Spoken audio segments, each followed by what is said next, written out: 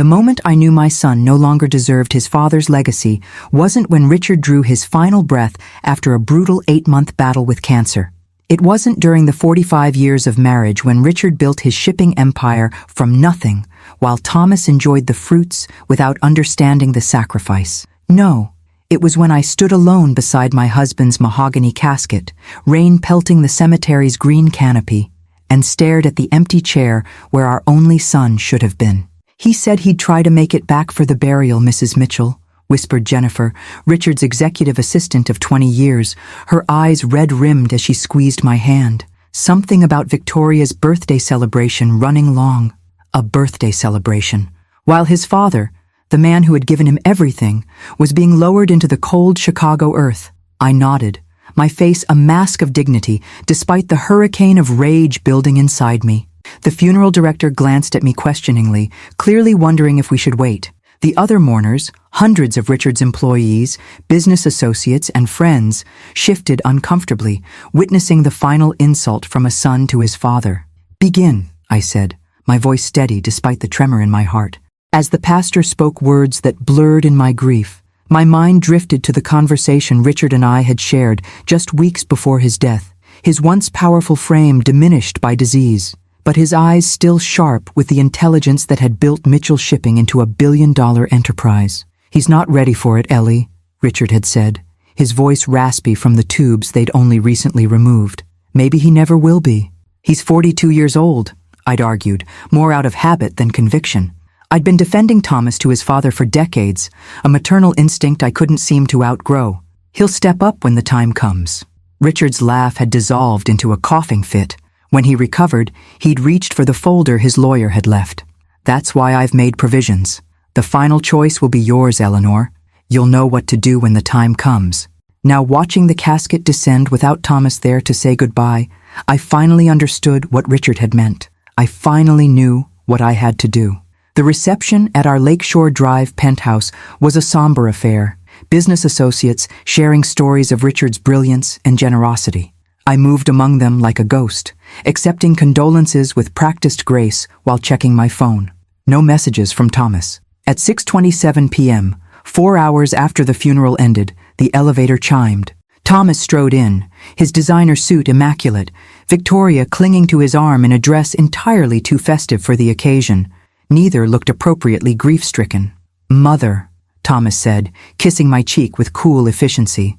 "Sorry we couldn't stay longer at the service. Victoria's party had been planned for months. You understand."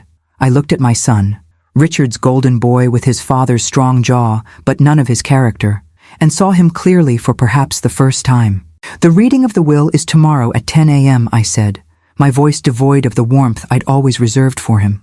"Richard's attorney insists all beneficiaries be present." "About that," Thomas said, lowering his voice conspiratorially. "Victoria and I were hoping to fly to Aspen tonight. Can't we just handle the formalities next week?" Behind him, Jennifer gasped softly. Several of Richard's oldest friends turned away, unable to witness such callousness. "No, Thomas, we cannot. Ice had replaced the blood in my veins. Be there, or the consequences will be significant." A flicker of uncertainty crossed his face. He'd never heard that tone from his doting mother before. "Fine, we'll reschedule our flight." As they turned to leave, not bothering to speak with any of the mourners who had actually stayed to honor Richard, I caught Victoria eyeing the antique vase collection Richard had spent decades curating, mentally calculating its worth, no doubt. Later that night, alone in the bedroom I'd shared with Richard for over 4 decades, I opened the safe hidden behind his portrait. Inside was the envelope he'd instructed me to read after the funeral. My hands trembled as I broke the seal.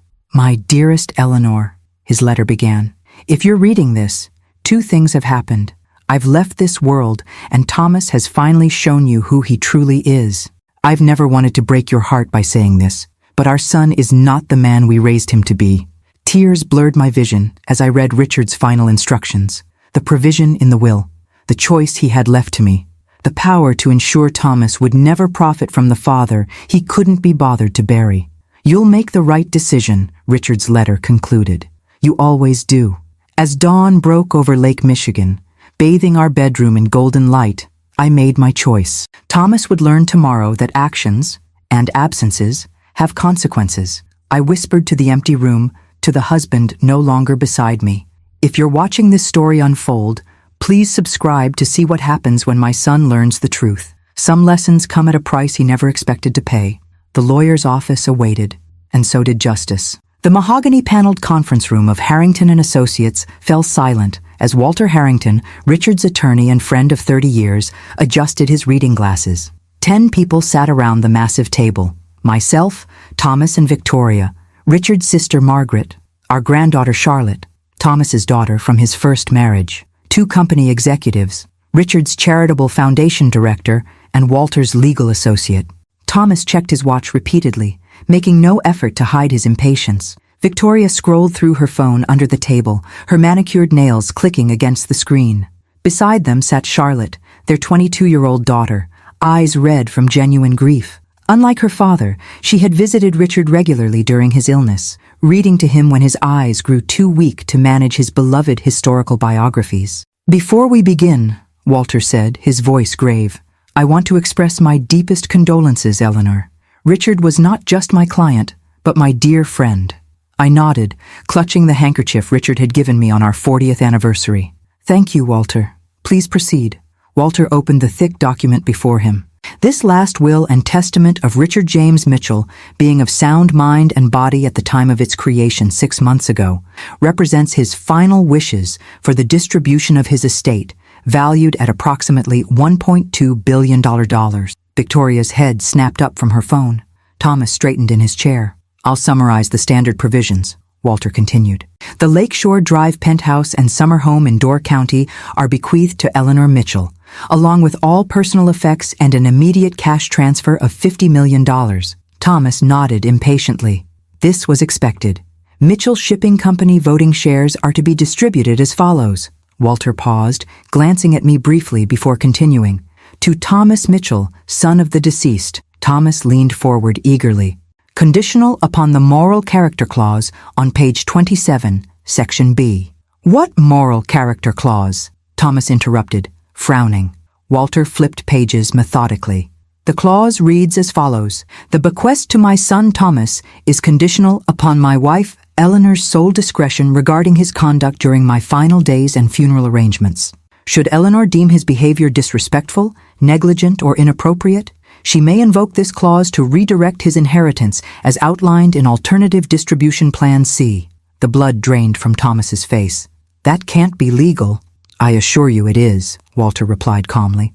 Your father had it vetted by 3 separate legal teams. The courts have consistently upheld moral character clauses when clearly defined, as this one is. Victoria grabbed Thomas's arm. What does this mean? Walter looked to me. Mrs. Mitchell, do you wish to invoke the moral character clause? All eyes turned to me. In that moment, I saw 42 years of excusing Thomas's behavior flash before me. The missed family holidays, the disrespect toward his father, the gradual prioritizing of Victoria's extravagant wants over family needs, and finally, the empty chair at Richard's funeral while Thomas attended a birthday party. Yes, I said, my voice unwavering. I invoke the clause. Thomas leaped to his feet. Mother, you can't be serious. You left your father's funeral to attend a party, Thomas, I said quietly. You couldn't spare one day to properly say goodbye to the man who gave you everything. It was Victoria's 40th birthday celebration. We had guests flying in from Europe. It cost a fortune. His voice rose with each excuse. And that was more important than burying your father? Charlotte covered her mouth, stifling a sob at her father's callousness. Walter cleared his throat. In the event the clause is invoked, Alternative Distribution Plan C directs that Thomas Mitchell's inheritance be redistributed as follows. 30% to the Richard Mitchell Foundation for Educational Opportunity, 30% to Charlotte Mitchell, 30% to Mitchell Shipping Employee Pension Enhancement, and 10% to Eleanor Mitchell to distribute at her discretion. Victoria's face contorted with rage. You planned this. This is elder manipulation. The only manipulation, Walter interjected firmly, was Richard's careful legal planning to protect his legacy from precisely this attitude. Thomas slumped back into his chair, shell-shocked. So, I get nothing? 40 years as his son and I get nothing? You received everything a son could want, I replied, my heart breaking despite my resolve. A father who loved you, who built something for you, who wanted nothing more than your respect in return. This is ridiculous, Thomas sputtered. I'll contest it.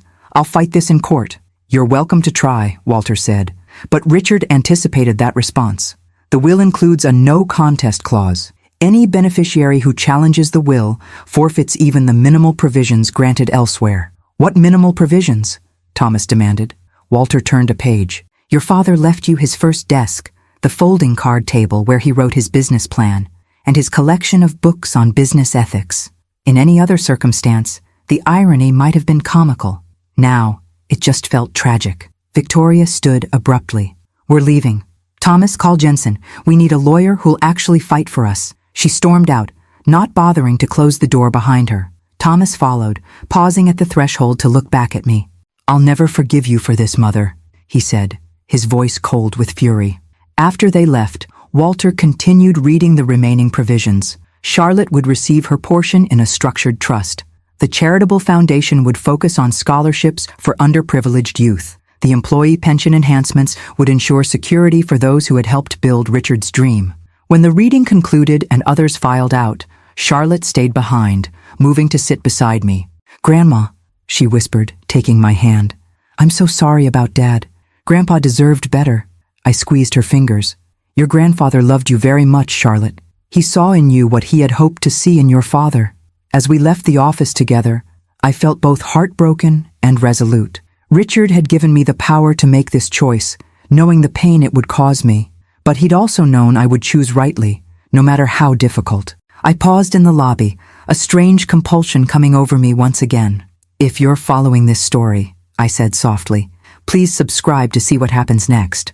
The battle for Richard's legacy has only just begun, and Thomas won't surrender a billion-dollar inheritance without a fight. Charlotte gave me a curious look. Grandma?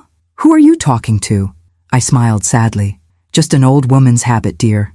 Sometimes I imagine sharing our family's story might help others make better choices than we did. The week following the will reading unfolded like a carefully orchestrated war. Thomas launched his offensive immediately, calling me 17 times the first day alone. I let each call go to voicemail, listening later as his messages evolved from rage. How could you do this to your own son? To bargaining. We can work something out, Mother. To thinly veiled threats. You won't like what happens if you don't fix this. Victoria's approach was more direct. She appeared at my penthouse unannounced, the doorman apologetically explaining she'd claimed a family emergency. I found her in the living room, examining Richard's antique watch collection with undisguised avarice. Victoria, I said, remaining in the doorway, this isn't a good time. It's never a good time to discover you've been disinherited, is it? She replied, setting down a platinum pocket watch worth more than most cars. Eleanor, we both know this situation can be resolved easily. I raised an eyebrow. Do we? You're upset about the funeral, I understand. Her practiced sympathy felt like oil on water. Thomas should have stayed longer. I take full responsibility. It was my party after all. The party you couldn't postpone despite your father-in-law's death. She waved dismissively. Richard was already gone. The funeral was just formality. In that moment, I saw exactly what Richard had seen years ago when he first met Victoria, the calculating ambition behind the polished exterior. My son had chosen his partner poorly, but that had been his choice to make. Victoria, the will reflects Richard's wishes, not mine. I simply honored them. Her facade cracked. This is absurd. Thomas is his only son. Being a son is more than biology, I replied. It's presence, respect, love, things Thomas withheld even as Richard was dying. Victoria's eyes narrowed. We can contest this, drag it through courts for years. Is that what you want for Richard's legacy? Public spectacle? Family laundry aired for everyone to see? If that's the path Thomas chooses, so be it. She reached for her handbag, a $30,000 Hermes that Richard had given her last Christmas. You'll regret this, Eleanor. Thomas isn't the only one who can make difficult choices. After she left, I sank into Richard's favorite chair, exhaustion washing over me. Our penthouse, once filled with Richard's booming laugh and endless energy, felt cavernous in his absence. I picked up the framed photo from his desk, Thomas at age 10, sitting proudly on the bow of Richard's first commercial vessel, father and son beaming in matching captain's hats. Where did we lose him, Richard? I whispered to the empty room. The next morning brought another surprise visitor. Charlotte stood at my door, clutching a box of my favorite pastries, her expression a mix of determination and anxiety. "Grandma, I hope it's okay that I came. Dad's been difficult since the will reading." I ushered her inside. "You're always welcome here, sweetheart." Over tea, she revealed the chaos erupting at Thomas and Victoria's home. They're talking about selling the house, their art collection, even Mom's old jewelry that was supposed to be mine someday. Victoria keeps saying they're suddenly cash poor because of you. I shook my head sadly. Your father makes $1.2 million annually as regional director for Mitchell Shipping. That position remains his. Richard never wanted to leave him destitute, only to ensure the company legacy was protected. They don't see it that way, Charlotte sighed. They're meeting with lawyers, talking about undue influence and your cognitive state. Victoria suggested you were too grief-stricken to make rational decisions. The irony wasn't lost on me. And what do you think, Charlotte? Her eyes, so like Richard's, met mine steadily. I think Grandpa knew exactly what he was doing, and so do you. That afternoon, Walter called to inform me that Thomas had indeed filed preliminary paperwork contesting the will. He's claiming you're emotionally compromised by grief and that Richard was under medication that affected his judgment when the will was updated. Both expected, I replied. What's your assessment? Their case is weak.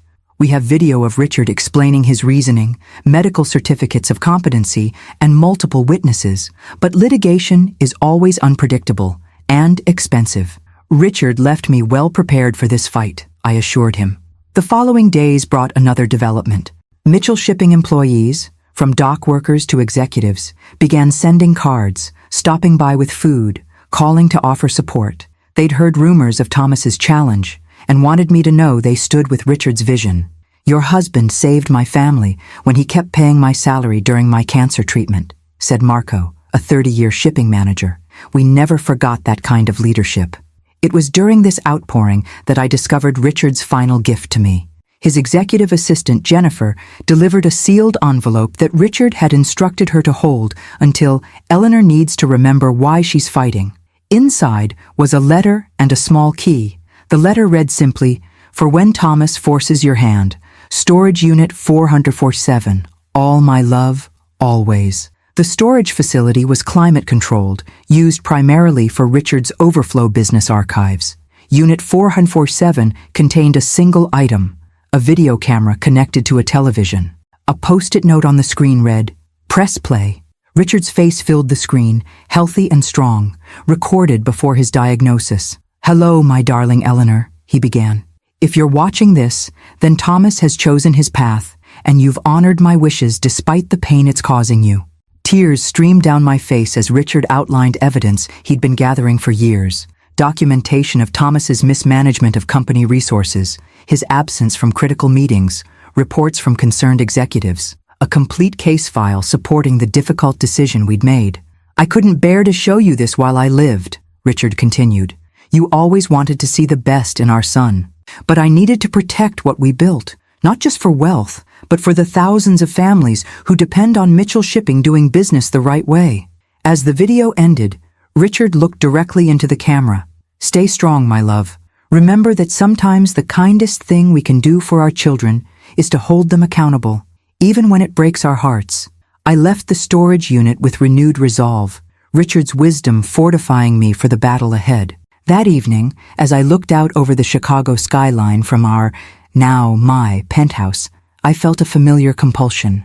"If you've been following this difficult journey," I said to the twinkling city lights, "please subscribe and share this story. Sometimes the hardest decisions we make for those we love are the ones they fight against the most." The legal papers arrived on a Tuesday morning, delivered by a stern-faced courier who couldn't meet my eyes. 56 pages of allegations, my deteriorating mental state, Richard's medication-induced confusion, and the most painful, claims that I had manipulated my dying husband against our only son out of jealousy over Thomas's relationship with Victoria. I set the documents on Richard's desk, now mine, and called Walter immediately.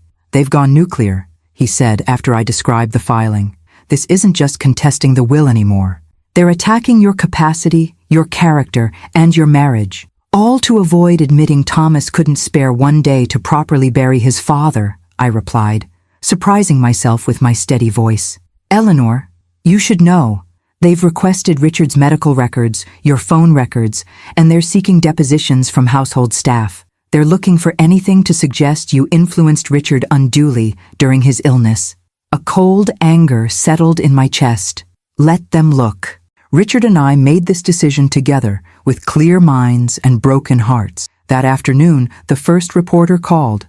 Somehow, news of the Mitchell family dispute had leaked. By evening, 3 different Chicago business publications had reached out for comment. Mitchell Shipping, Air Battle's widow over billion-dollar estate, read one headline already circulating online. Charlotte called, distressed. Dad gave an interview, Grandma. He's telling people you've had episodes since Grandpa got sick, that you've been confused, vindictive. Are you surprised? I asked gently. I knew he was desperate, but this, her voice cracked. He's dragging your name through mud for money. Money he doesn't even need. It was never about need with your father, Charlotte. It was about what he felt entitled to. The next morning, Jennifer arrived at the penthouse with a thick folder. Mrs. Mitchell, I thought you should see this. The communications team prepared it after the news broke. Inside was a comprehensive media strategy to defend both Richard's decision and my enforcement of it. Press statements emphasizing Richard's sound mind. Testimonials from executives about Thomas's absenteeism, carefully curated photos showing Thomas missing from important company events while vacationing in exotic locations. Richard authorized this? I asked, stunned by the thoroughness. Jennifer nodded. 6 months ago. He said, if Thomas forces a public fight, we'll be ready to defend Eleanor's honor with the truth. Even from beyond, Richard was protecting me. I touched the wedding band I still wore, feeling his presence. Let's hold off, I decided. We'll respond if needed, but I won't fire the first shot against my own son in public. Jennifer seemed relieved. That's what Mr. Mitchell predicted you'd say. There's something else. She pulled a sealed envelope from her bag. He asked me to give you this if Thomas went to the press. Inside was a handwritten note and a memory card. Richard's note read, the nuclear option. Your call, my love.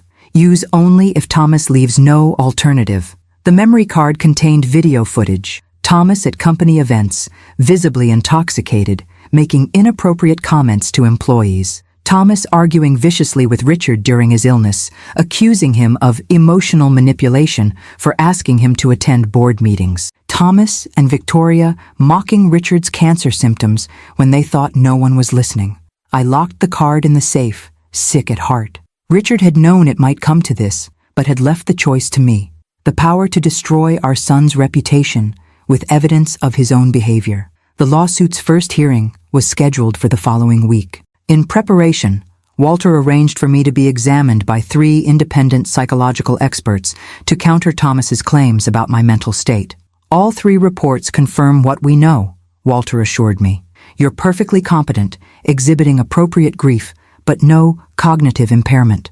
Will it be enough? I asked. Combined with Richard's precautionary videos explaining his decision-making process? It should be. But Thomas has hired Grayson Mills. I recognize the name. Chicago's most aggressive estate litigator, infamous for scorched earth tactics. Prepare for personal attacks in court, Walter warned. They'll try to provoke you, make you appear unstable or vindictive. That night, unable to sleep, I wandered our penthouse, touching Richard's belongings. His reading glasses still on the nightstand, his favorite sweater I couldn't bear to move from the closet. In his study, I found myself opening drawers I'd avoided since his death. In the bottom drawer of his desk was a leather journal I'd never seen before. The first entry was dated 5 years earlier. Thomas missed another board meeting today, Richard had written. 3rd this quarter. Claimed Victoria needed him for some charity gala. The board is noticing. Worse, he's noticing that they notice. Pride wounded, he lashed out, accused me of embarrassing him. When did my son start believing he deserves power without responsibility? I read for hours, tears streaming as Richard chronicled his growing concerns about Thomas, his attempts to mentor him, and eventually, his painful decision to protect the company from his own son's sense of entitlement. The final entry, written 2 weeks before his death, broke my heart. I've failed him, Eleanor. Or perhaps we both did, giving him too much while asking too little.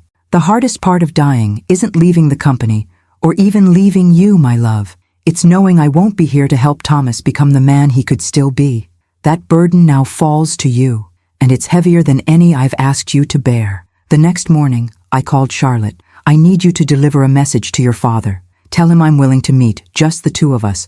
No lawyers, no Victoria. Do you think he'll come? She asked, doubtfully. Tell him it's about a potential settlement, I replied. He'll come.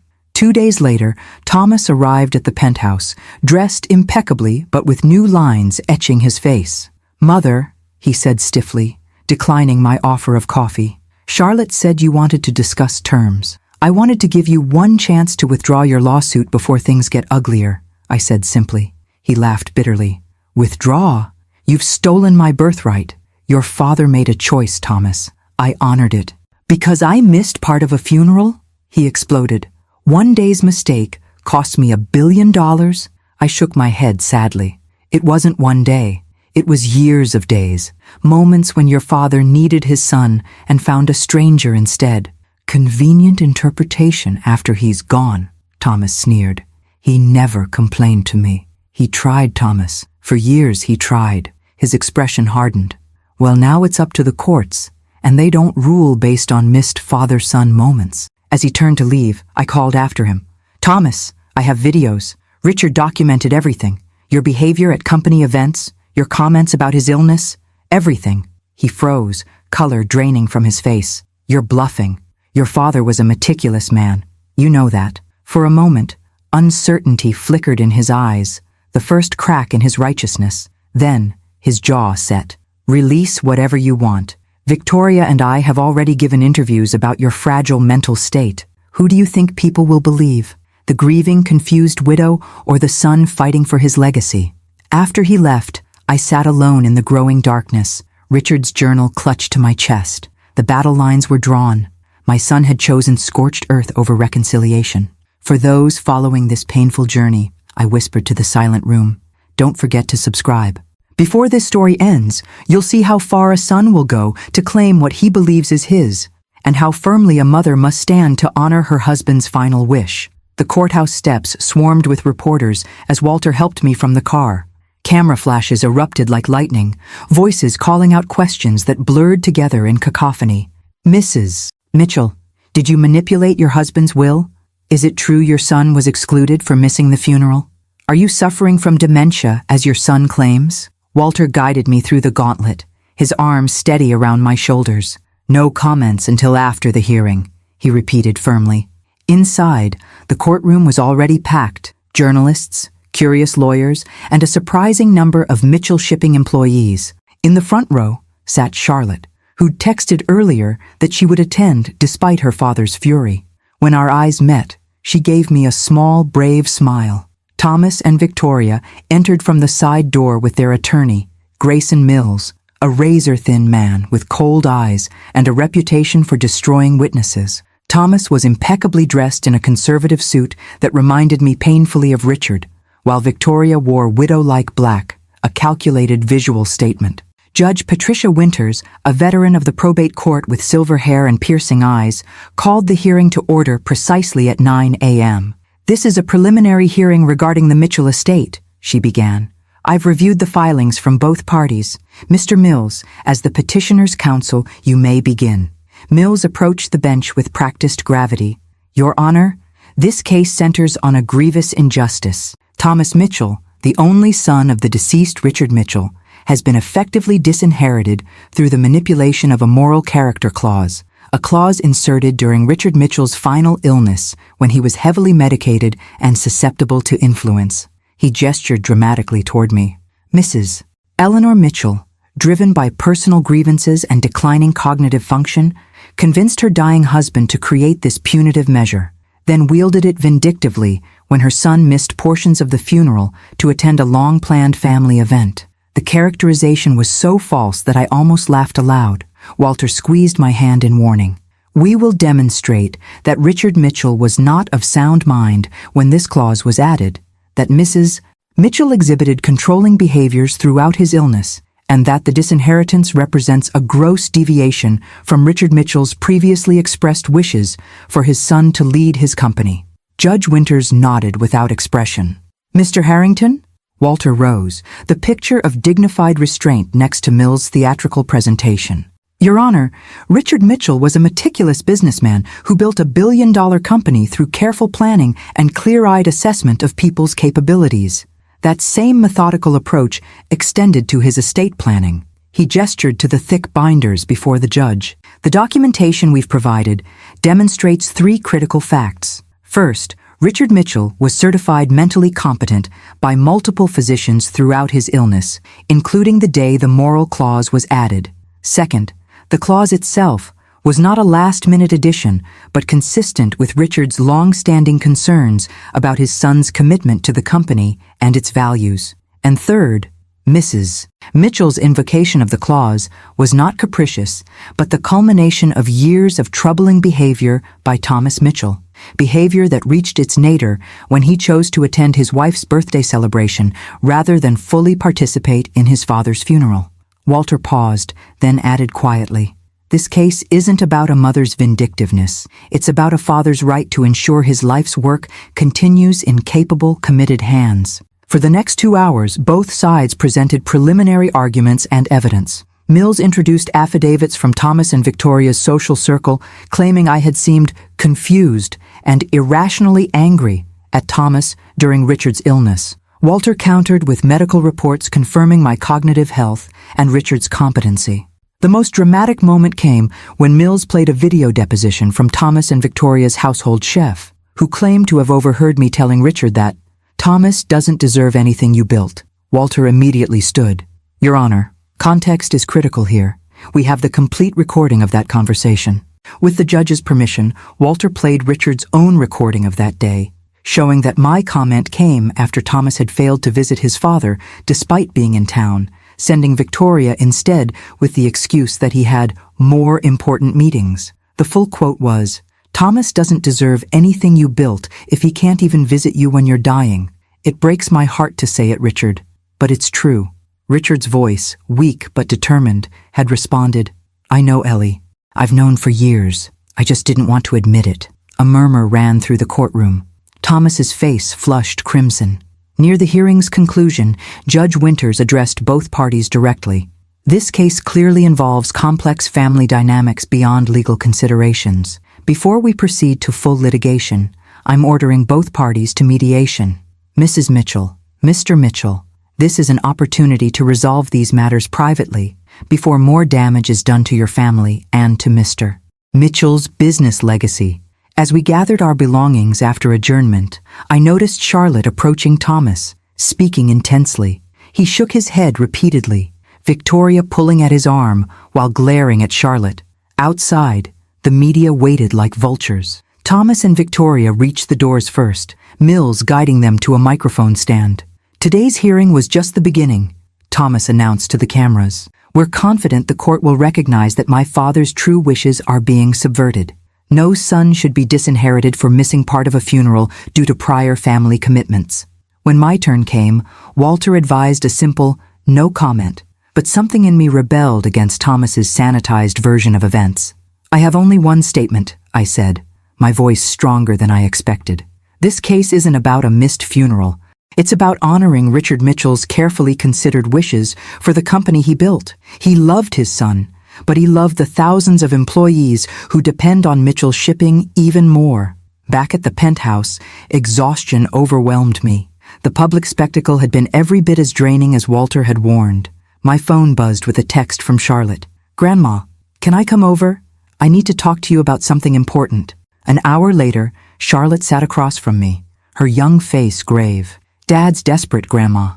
After the hearing, I overheard him and Victoria arguing with Mr. Mills. They're planning to release medical records suggesting Grandpa had episodes of confusion, even though they know it wasn't true." My heart sank. They would damage Richard's reputation posthumously? "Victoria's idea," Charlotte confirmed. She said, "Dead men can't defend their mental state." Dad looked uncomfortable, but didn't object. I closed my eyes briefly. "What else, Charlotte?" She hesitated. "They're also planning to subpoena my mother." Thomas's first wife, Caroline, had remained friendly with Richard and me after the divorce, much to Thomas and Victoria's annoyance. "They think Mom will testify that you never liked Victoria and turned Grandpa against her, and by extension, against Dad." After Charlotte left, I stood at the window watching nightfall over Chicago, the city Richard had loved. Tomorrow would bring more battles, more public scrutiny, more damage to the Mitchell name that Richard had worked so hard to make synonymous with integrity. For the first time since this began, I questioned whether I was doing the right thing. Would Richard want his reputation posthumously dissected? Would he want Charlotte caught between her father and grandmother? Would he want the company name dragged through tabloid headlines? As doubt crept in, I found myself speaking again to invisible witnesses of our family's tragedy. If you're still following this painful journey, subscribe to see what happens when protecting a legacy means risking everything else. Sometimes standing firm means standing alone. But is the cost too high? The European shipping contract crisis required immediate attention. By 9 a.m. the next morning, I sat in Richard's former office at Mitchell Shipping headquarters, surrounded by anxious executives. Maersk is threatening to pull $140 million in annual business, explained James Woodson, the acting CEO. Their representative specifically cited leadership uncertainty following the public disputes. They've been with us 20 years, I noted, scanning the contract details. This isn't just about headlines. No, James agreed grimly. Thomas contacted them directly last week, apparently claiming he would soon resume control and wanted to renegotiate terms. They were confused by the competing messages. My hands tightened around my coffee cup. He deliberately undermined the company's stability. It appears so. After 2 hours of emergency strategy, we salvaged the relationship through a video call where I personally reassured Maersk's leadership about the company's stability. Their relief was palpable when I confirmed that the succession plan Richard had established, promoting from within rather than installing Thomas, would be honored. As the executives filed out, James lingered. Mrs. Mitchell, there's something else you should know. Several senior staff have received aggressive job inquiries from Victoria. She's trying to identify who might be sympathetic to Thomas's position. She's looking for inside information, I realized. Or worse, trying to poach talent if they lose the case. Yes, and Thomas has been accessing sensitive files. As regional director, he still has high-level clearances. I made an immediate decision. Restrict his access. If he asks why, refer him to legal. That's a significant step, James cautioned. He is still an employee. An employee actively working against company interests, I countered. Richard would have done the same. By afternoon, the predictable explosion occurred. Thomas stormed into the headquarters lobby, demanding to see me. Security called upstairs, and I instructed them to escort him to Richard's office. He burst in, face flushed with rage. You've locked me out of my own company's systems? Your father's company, I corrected calmly. The one you're currently trying to damage through litigation and unauthorized contact with our partners. I built relationships with those partners for years. Relationships you're now leveraging to create instability. That stops today. Thomas paced, running his hands through his hair, a gesture so like Richard's that my heart constricted despite everything. This is absurd. I'm fighting for what's rightfully mine. No, Thomas, you're fighting for what you believe you're entitled to. There's a difference. He stopped pacing, his voice dropping dangerously. You know what Victoria says? She says you've always been jealous of me, that you resented how Dad groomed me to take over. The accusation was so ludicrous I almost laughed. Is that what she tells you? Thomas, your father and I spent 20 years trying to interest you in the actual business beyond the corner office and expense account. You showed up for the glamour and disappeared for the work. That's not true, he protested, but his eyes slid away from mine. It is true. Richard documented everything. The missed meetings, the botched negotiations you didn't prepare for, the employees whose names you never bothered to learn after a decade. Thomas slammed his hand on the desk. Stop talking about me like I was some disappointment. Dad was proud of me. He loved you desperately, I said quietly. That's different from pride. Something flickered in Thomas's eyes. Doubt, perhaps, or a moment of painful clarity. Listen to me, Thomas. The company is already suffering from your actions. Contracts in jeopardy, employees distracted, stock value fluctuating. Is that really what you want? To damage what your father built just to claim ownership of its ruins? I want what's mine, he repeated, but with less conviction. Even if getting it destroys everything else, your reputation, the company's stability? I paused, watching him carefully. Your marriage? His head snapped up. What about my marriage? Do you really believe Victoria would stay if there's no inheritance coming? No social status as Mitchell Shipping's heir apparent? That's a disgusting insinuation, he snarled. But again, his eyes betrayed uncertainty. Is it? Tell me. Where is she now, Thomas? Meeting with the lawyers? Planning the next attack? When was the last time she asked how you're feeling about losing your father? His face crumpled momentarily, before hardening again. You don't know anything about my marriage. I know that before Victoria, you visited your father every Sunday. I know you once valued family traditions like Richard's birthday fishing trips. All that changed when she decided those things weren't worth your time. That's not fair. And I know she was complaining about visiting your dying father in the hospital, calling it putting in her time until the payoff. Charlotte overheard her. Thomas went completely still. Charlotte? She's lying. When has Charlotte ever lied to you? Even when you missed her birthdays, her graduation, she never made up stories about you. She's always loved you too much for that. For a moment, Thomas looked lost, the confident, angry man replaced by a confused son trying to reconcile uncomfortable truths. Then his phone buzzed. He glanced at it, and his expression shut down. Victoria needs me at the lawyer's office, he said stiffly. This conversation is over. As he reached the door, I called after him. Thomas, whatever you decide about the lawsuit, know this. Richard's greatest regret wasn't disinheriting you. It was failing to help you become the man he knew you could be.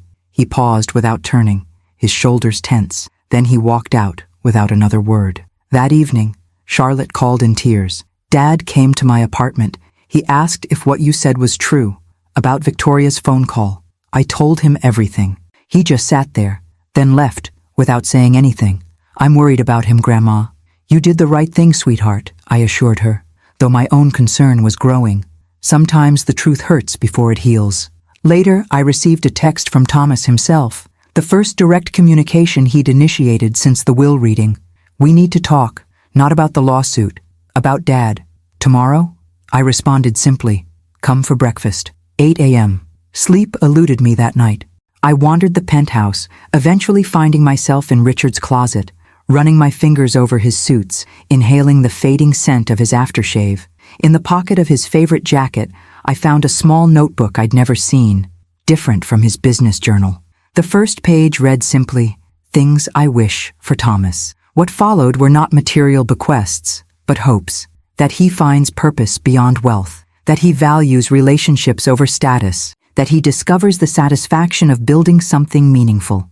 That he becomes a father who shows up for Charlotte. By the final pages, Richard's handwriting had grown shakier, written during his illness. That he understands someday why I made this choice. That he forgives both Eleanor and me. That he discovers it's never too late to become the person you were meant to be. Tears streamed down my face as I clutched this hidden testament to Richard's enduring hope for our son. Even as he'd made the painful decision to redirect Thomas's inheritance, he'd never stopped believing in his potential for growth. Oh, Richard, I whispered into the empty room. What would you have me do now? As dawn broke over Lake Michigan, I carefully placed the notebook on the breakfast table where Thomas would sit. Whatever happened next, he needed to hear his father's voice, not through lawyers or legal documents, but heart to heart, even across the divide of death. For those still following this painful journey, I said softly to the golden morning light, make sure you're subscribed to see the final chapter.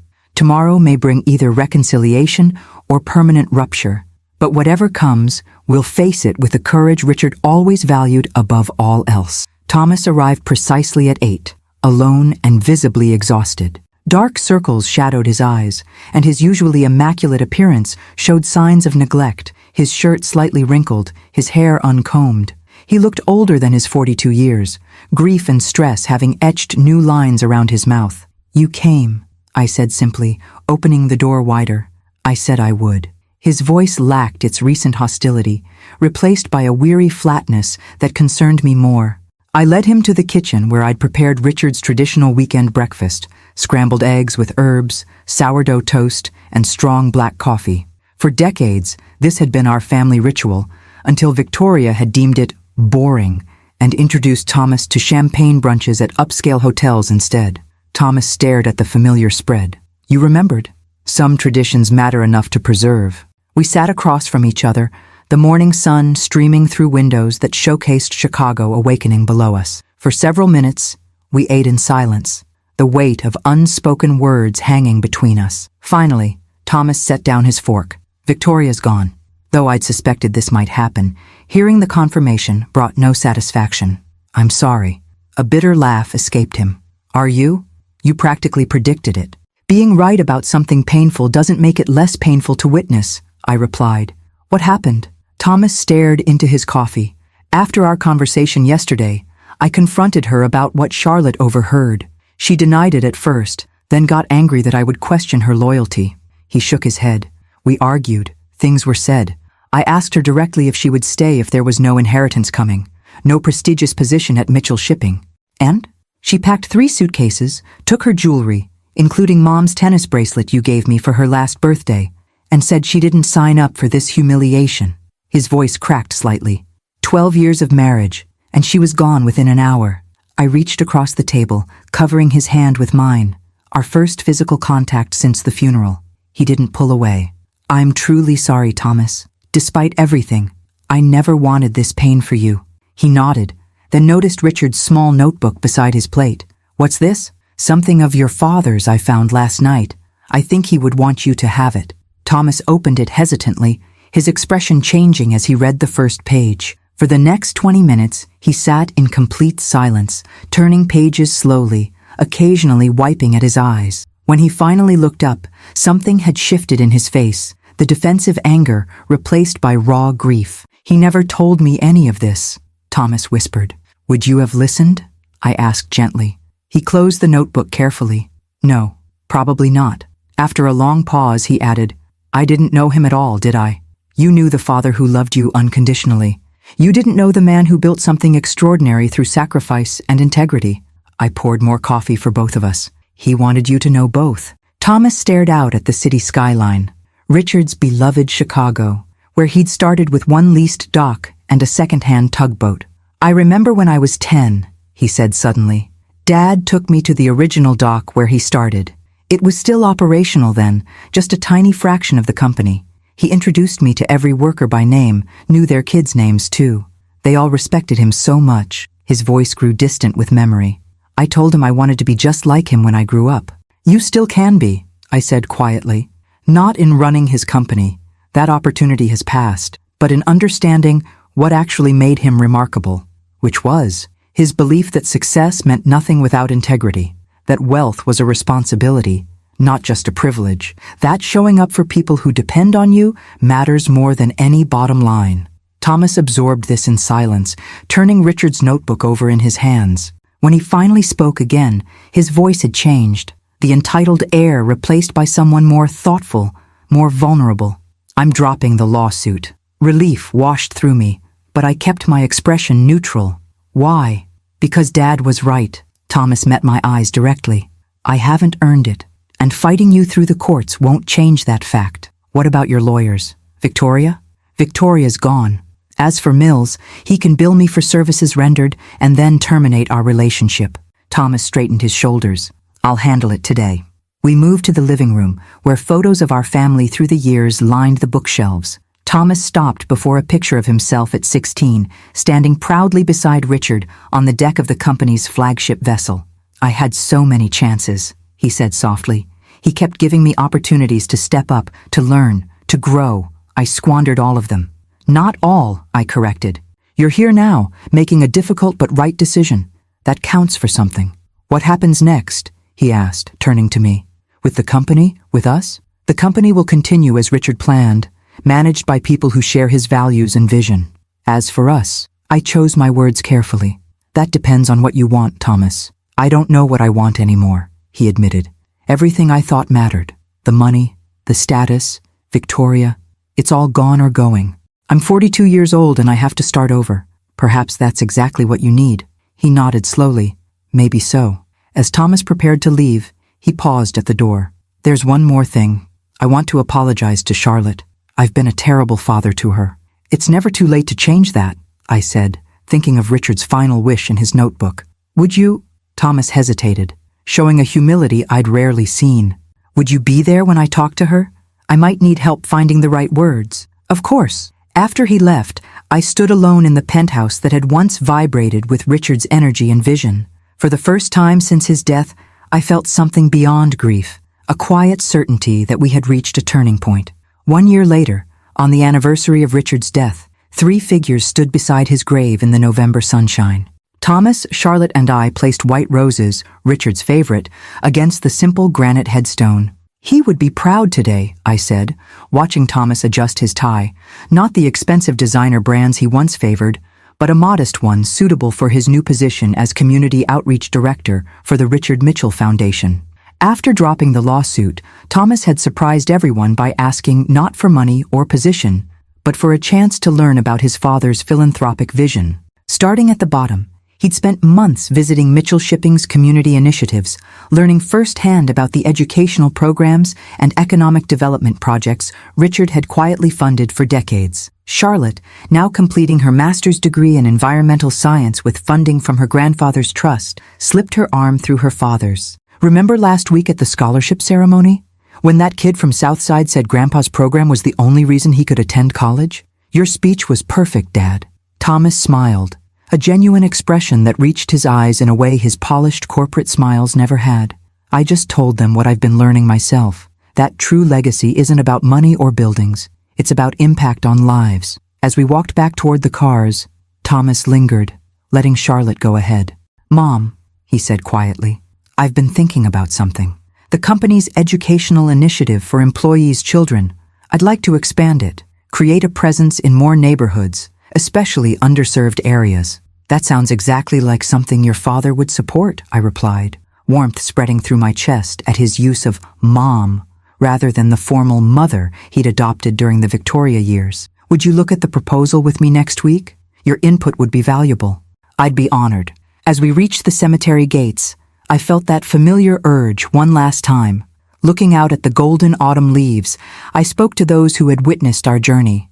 If you've followed our story to its conclusion, remember that true inheritance isn't what's written in legal documents. It's the values we live by, the impact we have on others, and the courage to begin again when we've lost our way. Please share this story with someone who needs to hear it, and subscribe for more journeys of healing and redemption. Thomas gave me a curious look. "Who are you talking to, Mom?" I smiled, linking my arm through his.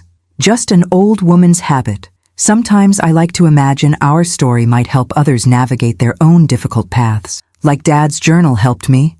Thomas nodded thoughtfully.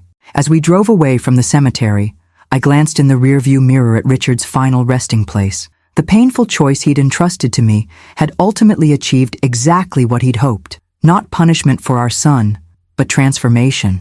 Thomas wouldn't lead Mitchell Shipping as Richard had once dreamed, but he was finally becoming the man his father had always believed he could be. Some legacies, I realized, are measured not in dollars, but in wisdom finally received, lessons painfully learned, and relationships painstakingly restored. And by that measure, Richard Mitchell's legacy was richer than ever.